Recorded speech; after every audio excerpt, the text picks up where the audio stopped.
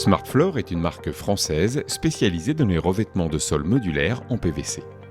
Merci d'avoir choisi nos solutions pour votre nouvel aménagement. Dans cette vidéo, nous allons vous accompagner pas à pas pour une installation réussie de votre sol Smartfloor. La pose de nos produits est facile et rapide, sans bruit ni poussière. Vous aurez besoin de la notice, d'une équerre de menuisier, d'un cutter, d'un crayon, d'un mètre-ruban, de cales de réglage et d'une cale de support. La bonne préparation du sol est la clé d'une installation réussie. Assurez-vous que votre support est bien solide, lisse, sain, propre, sec et exempt de poussière. Procédez à un nettoyage préalable et veillez à enlever toute trace de colle ou de résidus du revêtement de sol précédent. Veillez à sortir les lames de leur emballage au moins 48 heures avant l'installation. Stockez-les à plat dans la pièce où l'installation doit avoir lieu. Les lames peuvent être empilées. La température ambiante doit être maintenue entre 15 et 27 degrés Celsius. Si vous installez nos produits sur un sol chauffant, celui-ci doit avoir été coupé au minimum 48 heures avant l'installation. Par ailleurs, la température du sol chauffant en fonctionnement ne devra pas dépasser 27 degrés. Nous vous conseillons également de consulter le fabricant de votre système de chauffage radiant pour vous assurer que celui-ci est compatible avec les revêtements de sol en vinyle. Assurez-vous d'avoir acheté suffisamment de lot de produit pour couvrir la surface de votre pièce. Vérifiez si le numéro de lot, la référence et la couleur sont bien identiques sur l'ensemble des paquets. Nous recommandons d'installer des produits ayant le même numéro de lot ou des numéros de lot voisins. Vérifiez soigneusement que les lames ne présentent pas de défauts. N'installez pas de lames défectueuses. Pour un rendu homogène sur toute la surface de votre sol à poser, mélangez les lames de plusieurs paquets. Ce point est d'autant plus important si vous avez choisi un design avec un fort contraste dans les couleurs. Par ailleurs, il est fortement recommandé de trier au moins un quart de votre revêtement de sol en classant les lames par variation visuelle dans des piles séparées. Vous pourrez ainsi faire un mélange harmonieux lors de la pose. Si vous ne faites pas ce tri, le rendu final risque de ne pas être satisfaisant et certaines zones pourraient faire apparaître davantage de variations visuelles que d'autres. N'installez jamais de meubles lourds tels que des îlots de cuisine directement sur les revêtements de sol Smartfloor. Nous vous déconseillons d'enlever les anciens revêtements de sol résilients. Ils peuvent contenir des fibres d'amiante ou de la silice cristalline. Ces substances sont nocives et les sols qui en contiennent doivent être traités par des professionnels habilités.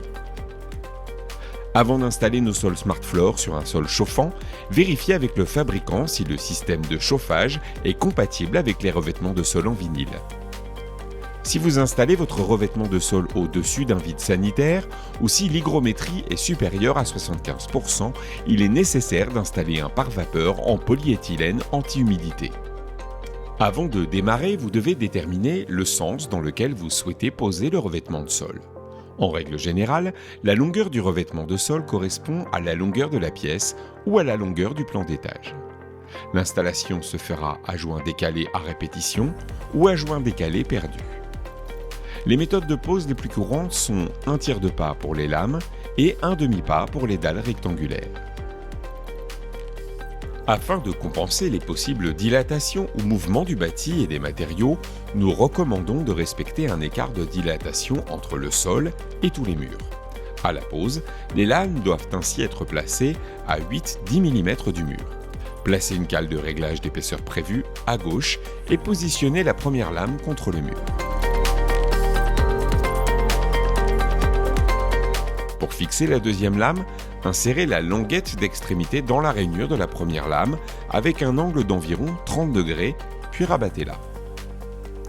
Continuez à installer les lames de la première rangée de la même manière. Au bout du premier rang, placez une cale de réglage au mur et mesurez la longueur de la dernière lame à poser pour ajuster la coupe si nécessaire. Le bord coupé doit toujours faire face au mur. Pour les coupes droites, utilisez l'équerre et un cutter pour marquer le trait de coupe. Pliez ensuite la lame en prenant appui au revers de la lame à l'endroit de la coupe et pressez.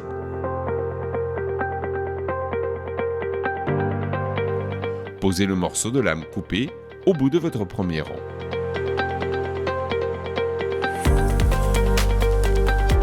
Vous pouvez commencer la pose de la deuxième rangée avec la partie restante de la lame coupée à l'extrémité de la première rangée. La longueur de cette pièce doit être d'au moins 20 cm et le décalage du joint doit être au moins de 40 cm. Placez une cale de réglage contre le mur de gauche. Placez la lame coupée contre la lame de la rangée précédente. Maintenez-la dans une position d'attente légèrement inclinée vers le haut selon un angle de 30 degrés environ lorsque les lames commencent à se verrouiller. Poussez-la vers l'avant et rabattez en même temps.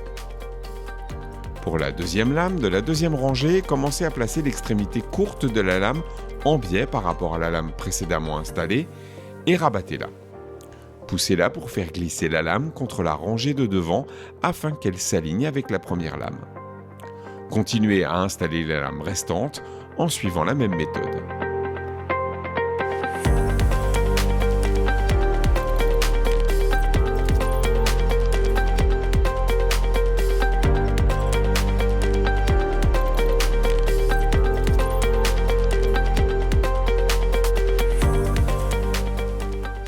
La méthode de pose est la même avec les dalles rectangulaires larges.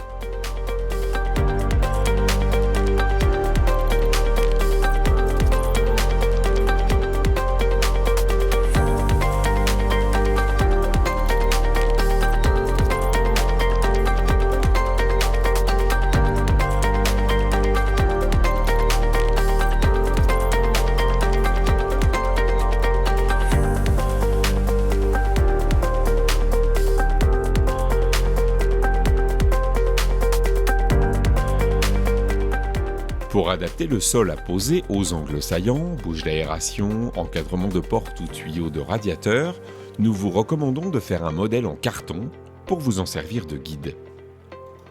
Reportez le contour de la découpe sur la lame et découpez-la à la forme voulue. Vérifiez qu'elle s'adapte bien, elle doit être bien ajustée et ne doit pas forcer en place. Pour démonter un sol posé, séparez toutes les lames d'une rangée en les soulevant délicatement, puis en relâchant toute la rangée. Repliez la rangée et relâchez tout le côté long. Démontez les lames en inclinant les petits côtés vers le haut verticalement. Une fois le revêtement installé, les cales de réglage en périphérie peuvent être retirées. Pour les salles d'eau et les sanitaires, la périphérie du dallage doit être traitée avec un produit d'étanchéité adapté type silicone sanitaire. Lors de l'installation sur un sol chauffant, la remise en chauffe doit se faire progressivement par palier de 5 degrés sur une période d'au moins 7 jours après la pose. Il est recommandé de conserver quelques boîtes de parquet en cas de dommages accidentels.